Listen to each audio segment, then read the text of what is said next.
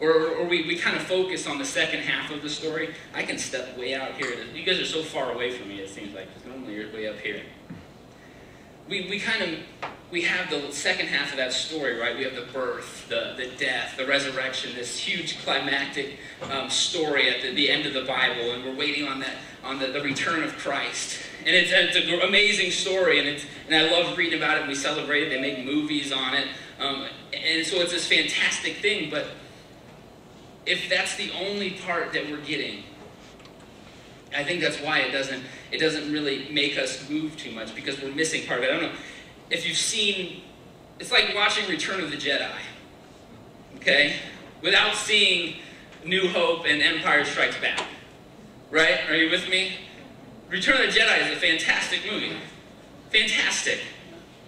But if you've seen the first two, it's amazing, and that's why people show up dressed like crazy people at 12 o'clock midnight to go watch a preview of a movie, because it's just an amazing, amazing story.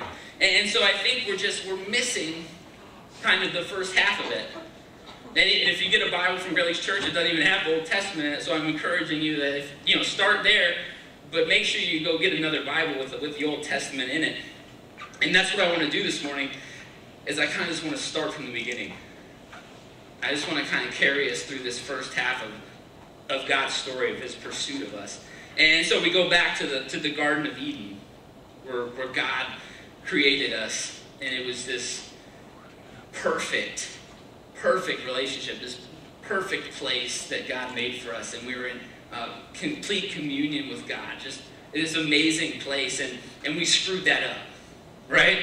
We screwed, the story, we screwed that up. And so from Genesis chapter 3 all the way till today, and in the future, God's been pursuing us, and he's been chasing after us, and God, he provides ways, he was providing ways for his people to come into a relationship with him, because that's what he wants so much, is to know us. And so he was providing ways for people to get to know him, and we screwed that up too. And right, the story of Noah, God wiped it all out, and we started over again. And I don't know if you've read this book, it goes like that for on and on and on, and it gets to the point where God, he starts putting people in charge of the people of Israel, and he says to Abraham, I'm going to make you great, I'm going to make your people great, and you guys you're going to be my tool to how I reach the rest of the world. I'm going to use you to reach my people.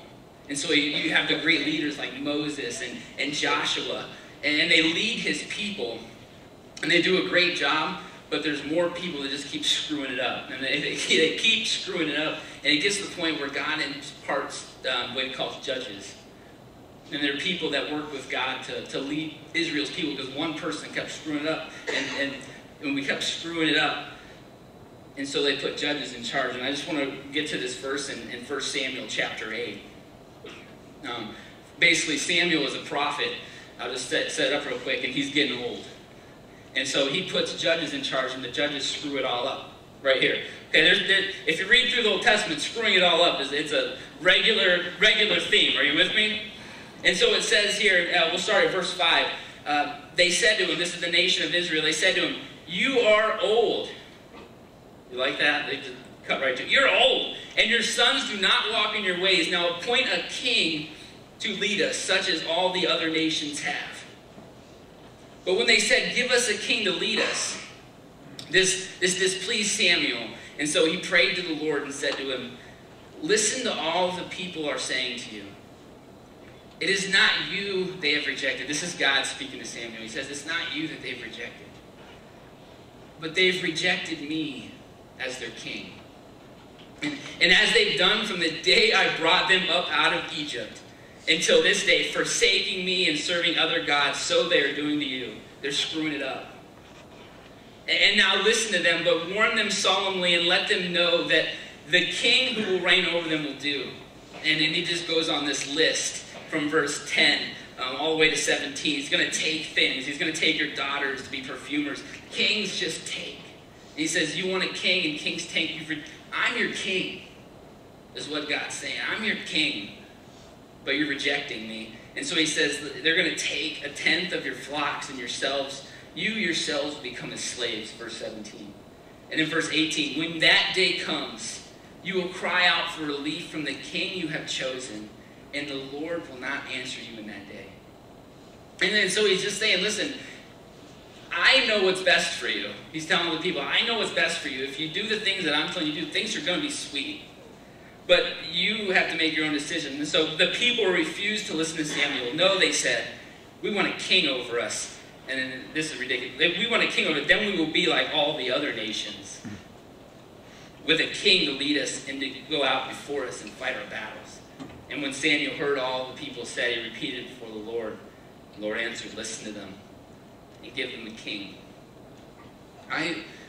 There's a constant rejection of God. I mean, even into the New Testament as we're reading.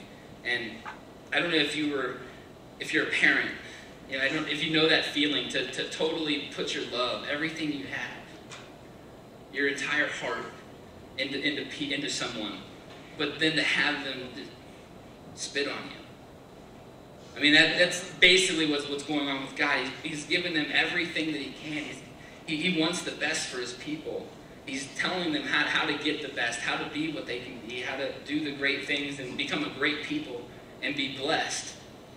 And they just spit on him. And if, you know, as a parent, I mean, we can feel it. We put all of we rearrange our entire lives around our kids. You know, we self-sacrifice. We do everything we can so that they can be the best person that they can be. And so as parents, we can kind of feel that. Or if you've ever been in a relationship or part of a relationship where you're totally just enamored with someone, and like you just pursue them with everything you have, and like you're just buying them flowers and, you know, leaving notes and everything, and just totally, you know, trying to get them to just love you, and you finally get up the courage one day and you just tell them, you're like, I love you so much. I'm like, oh, that's sweet. Right? You know what I mean? Oh, you're such a good friend. You know? And it's just it's like this knife, you know, right in your stomach.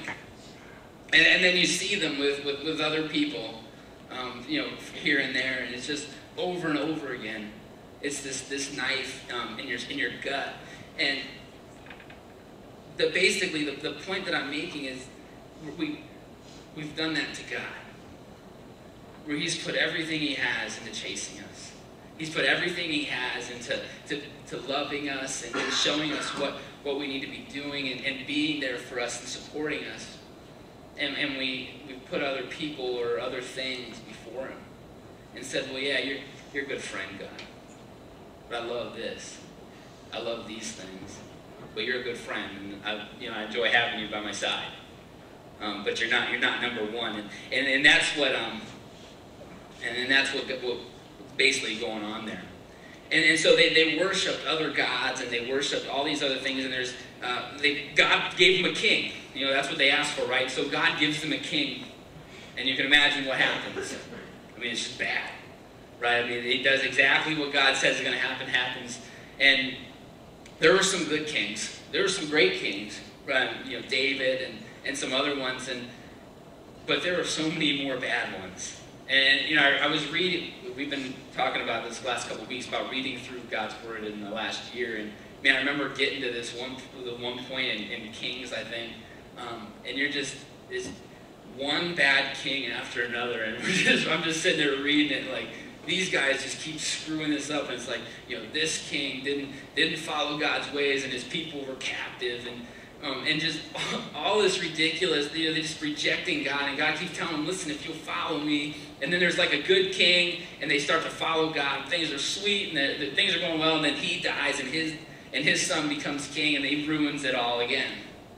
And it's depressing. I struggled getting through 2 Kings. It's just this depressing time when no one's doing what the creator of the world is told them to do. And so I'm reading it, and I remember reading when I was like 16, trying to read through the Bible. It took me like 4 or 5 years. I was reading maybe half a page to a page at a time before I went to bed at night. And I remember, even as a 16-year-old, getting to Jeremiah 23.